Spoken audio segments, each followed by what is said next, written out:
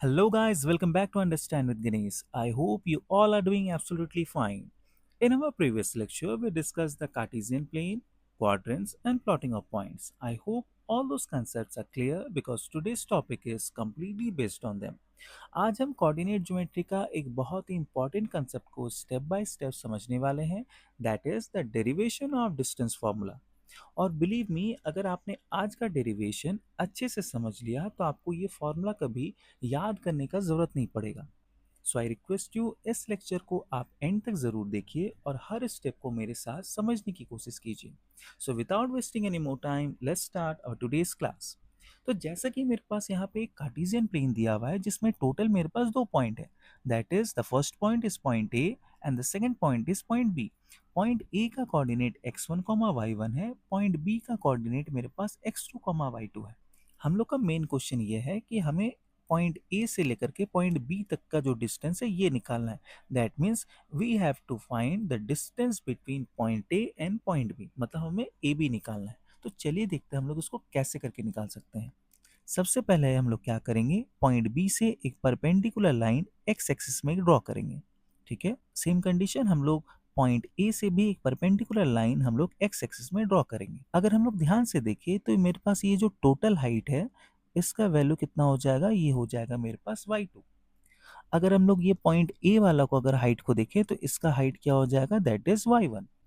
Same process अगर हम लोग इस पॉइंट से भी एक परपेंडिकुलर लाइन को ड्रॉ करते हैं और इसी पॉइंट से इधर भी एक परपेंडिकुलर लाइन को अगर ड्रॉ करेंगे, तो अब अगर हम लोग इसका अगर डिस्टेंस ध्यान से देखें तो ये जो डिस्टेंस है ये मेरे पास आ जाएगा x1, तो ये डिस्टेंस मेरे पास हो जाएगा x2।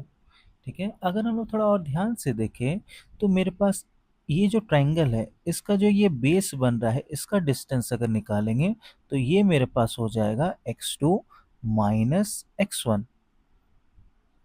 ठीक है, सिमिलरली अगर हम लोग इस पोर्शन का वैल्यू को अगर निकालेंगे तो ये मेरे पास आ जाएगा y2 माइनस y1। ठीक है, अब हम लोग इसको सॉल्व करते हैं। अगर हम लोग थोड़ा ध्यान से देखें, ये ट्रायंगल ए बी, यहाँ पे भी एक पॉइंट हम लोग दे देते हैं जिसका पॉइंट का नाम हम लोग सी मान लेते हैं। ठीक है, तो अगर हम लोग यहाँ पे इस पॉइंट को देखें ट्रायंगल ए बी सी में, तो ये एक राइट एंगल ट्रायंगल मेरे पास क्रिएट हो रहा है। राइट एंगल कहाँ पे बन रहा है, पॉइंट सी में राइट एंगल बन रहा है। तो हम लोग यहाँ पे इसको सॉल्व करते हैं।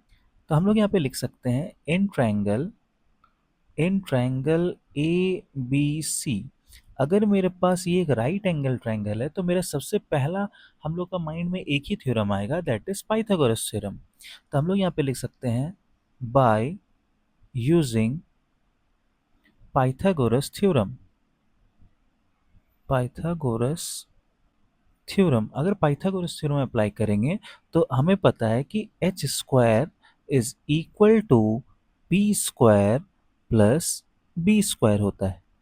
ठीक है, तो यहाँ पे मेरे पास h क्या हो जा रहा है, h मतलब होता है हाइपोटेनस। तो हाइपोटेनस मेरे पास हो रहा है that is A B square is equal to perpendicular. अगर हम लोग ध्यान से देखें तो ये पॉइंट मेरे पास हो रहा है दैट इज सी बी, और सी बी मेरे पास ये परपेंडिकुलर हो रहा है। तो हम लोग यहाँ पे लिख सकते हैं सी बी स्क्वायर प्लस, और अगर हम लोग बेस को देखें तो बेस मेरे पास हो जाएगा ए सी, तो यहाँ पे हम लोग लिख सकते हैं प्लस ए सी स्क्वायर। अगर हम लोग इसका वैल्यू को अगर पुट करेंगे तो मेरे पास आंसर आएगा A B square is equal to, C B की जगह पे हम लोग लिख सकते हैं, अगर ध्यान से देखिए ये सी बी की जगह पे हम लोग लिख सकते हैं y2 माइनस y1 का होल स्क्वायर। तो हम लोग यहाँ पे लिखेंगे y2 माइनस y1 का होल स्क्वायर, फिर प्लस का साइन। अब नेक्स्ट है मेरे पास ए सी। अगर ए सी को अगर हम लोग ध्यान से देखते हैं इसका वैल्यू है मेरे पास x2 माइनस x1, तो यहाँ पे हम लोग लिखेंगे x2 माइनस x1 का होल स्क्वायर। अब हमें यहाँ पे ए बी निकालना था। ठीक है, हमें यहाँ पे ए बी निकालना है, मेरे पास यहाँ पे ए बी स्क्वायर है, तो हम लोग इसको चेंज करके लिख सकते हैं। अगर हमें ए बी निकालना है तो यहाँ पे A B is equal to, हम लोग अगर यहाँ पे रूट लगा देंगे तो मेरे पास आ जाएगा y2 माइनस y1 का whole square plus x2 minus x1 का होल स्क्वायर। और अगर हम लोग ध्यान से इसको देखें तो इसी को हम लोग कहते हैं डिस्टेंस फॉर्मूला। इसको हम लोग दूसरा पैटर्न में भी लिख सकते हैं, जैसे कि A B is equal to root under x2 minus x1 का whole square plus y2 minus y1 का होल स्क्वायर। इसी फॉर्मूला को हम लोग कहते हैं डिस्टेंस फॉर्मूला। जब भी हम लोग डिस्टेंस निकालते हैं तो लास्ट में हम लोग यहाँ पे लिख देंगे units. Thank you. I hope ये वीडियो आपको बहुत पसंद आया होगा।